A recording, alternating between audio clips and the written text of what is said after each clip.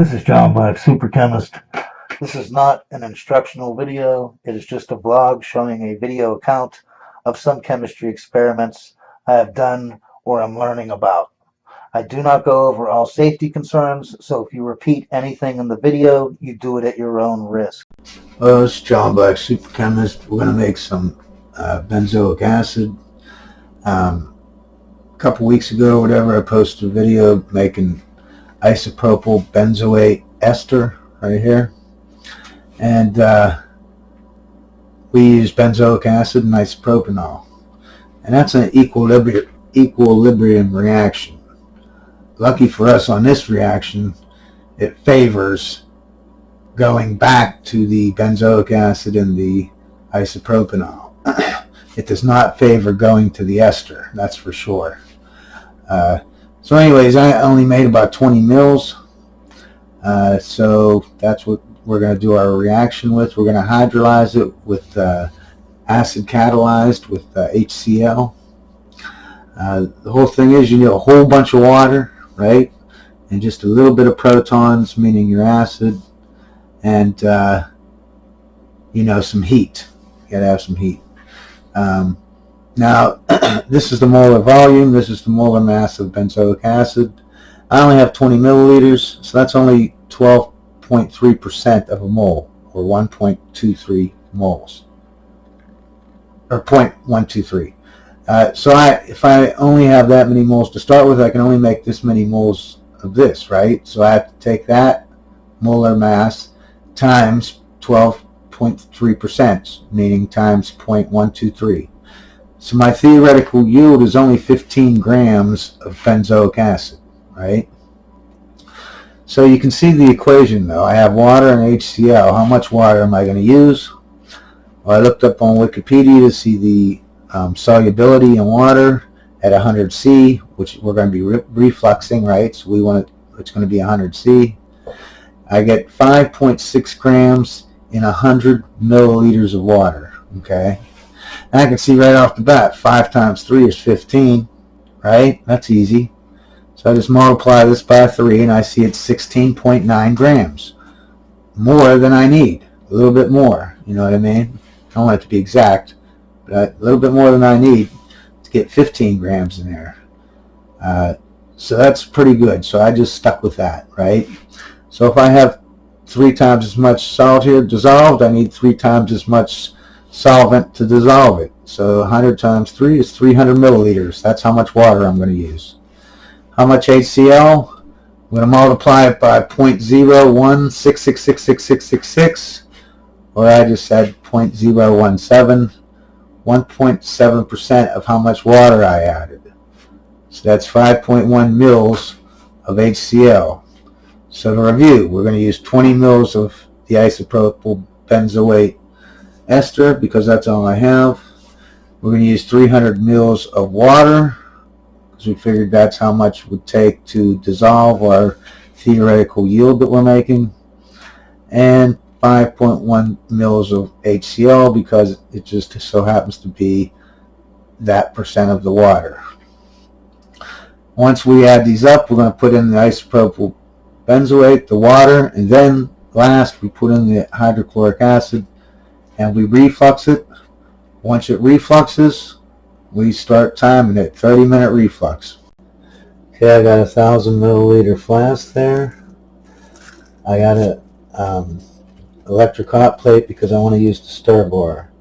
Now here's my 20 mils of isopropyl benzoate. And here's my 300 mils of water. I'm going to use it to clean this out. Okay. And it came from this, so I'm going to get that little bit out of there too.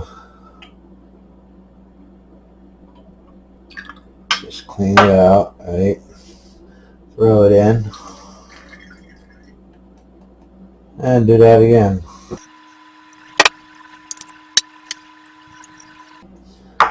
I'm going to throw most of my water in here, but not all of it, because I want to save some of it to clean out my HCl vessel.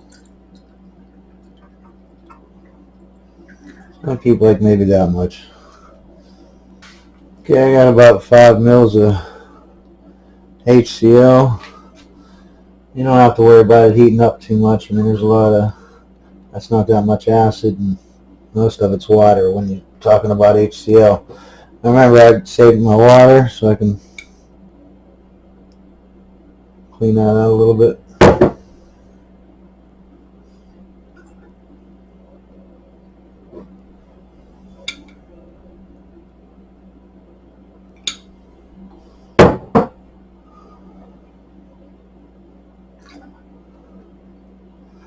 Okay, now all my stuff is in there except for this water, this little bit of water here, so I'll pour it in.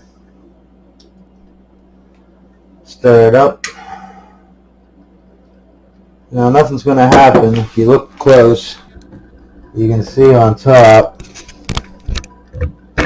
stuff is just floating, the ethyl benzoate, or the isopropyl benzoate.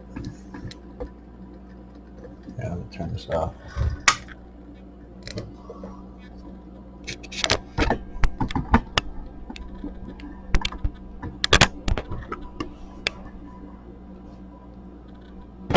I don't know if you can really see it, but it's all floating on top.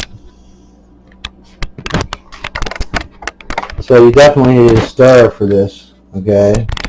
Now I put a condenser on here, water-cooled condenser.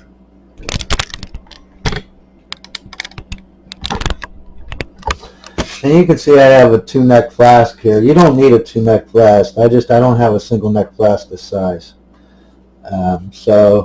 And we're just going to stir this up, heat it, and put some water through this cold condenser, and we're going to reflux it. There, I stopped stirring it for a while, and you can see a bubble right here. That's the isopropyl benzoate. Watch when I turn on the stir a little bit. See how it bunches up. Now, see those big bubbles and stuff? Right, let's do that again. Boom. But you can see you definitely need some stirring to get these two to mix or whatever. Alright, so we got it refluxing about a quarter of the way up the condenser. I don't know if you can see it on here.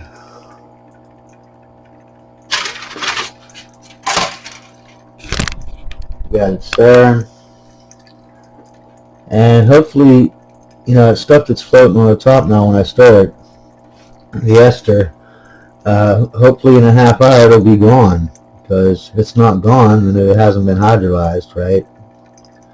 So we're just going to give us 30 minutes since it just started to get into the condenser. I want you to keep in mind, this is how you make salicylic acid from aspirin. Because aspirin is an ester, right? Acetyl salicylic acid. And you just do this. You boil it with some water and a little bit of HCl, and you'll get your salicylic. The salicylic acid is basically just benzoic acid, but it has an extra hydroxy. It has a hydroxy group on the ring. That's the only difference between salicylic acid and benzoic acid, is that hydroxy group.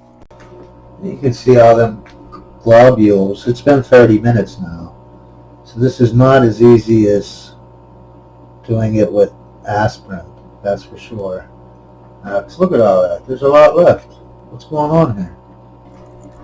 So I think what I'm going to do is I'm going to add another 5 milliliters of hydrochloric acid, and I'm going to reflux it another 30 minutes.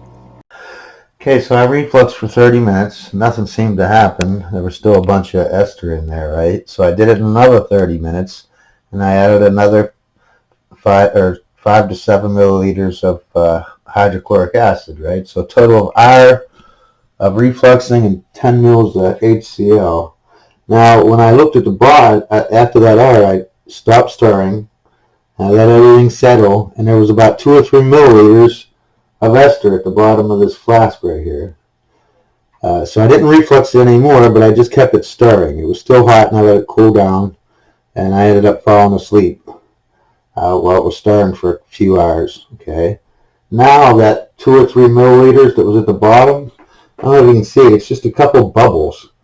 You can see one bubble right there, and one below it, And there's maybe about 6 or 7 of those little tight. It's probably like a milliliter total out of all of it. So what I'm going to do is I'm going to reflux another half hour to get rid of that little tiny, these couple little globules at the bottom here. Because this has been sitting here for at least an hour or a couple hours without stirring. So everything's had time to settle to the bottom, and you can see there's just a couple little bitty bit there. So another 30 minutes should get rid of all of that. I'll tell you the truth, I don't know how long I refluxed out. I was going to do it for another 30 minutes, which would have been an hour and a half total. But I think it ended up being like an hour. I lost track of time. Anyways, I poured it out into this preheated beaker here. There's 300 mils in there. I'm going to boil that down until hopefully I can see some precip coming out. Okay, so I evaporated all the water off, and this is basically what I got. A film at the bottom. It's barely, that's not even going to be a half a gram or a quarter gram. It's nothing. It's literally nothing. So it's a complete failure. What's funny is the isopropyl benzoate kept disappearing more and more as I did the reaction. So I know the reaction worked. What I'm thinking is, and the only thing I can think that the problem is that it's an equilibrium reaction. And once I put it into the cup, right, there was always going to be a small amount of isopropyl benzoate in there because of the equilibrium, even if it was really tiny. And as I distilled off the water, I co-distilled the the isopropyl benzoate, because there's so small amount in there that it was easily co-distilled off.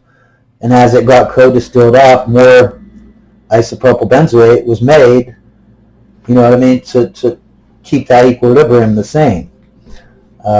And so I just basically kept making little bits of it and distilling it out as I was co-distilling it out with the water as I was whatever.